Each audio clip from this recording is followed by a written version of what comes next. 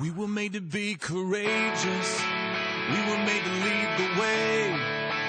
We could be the generation that finally breaks the chains. We were made to be courageous. We were made to be courageous.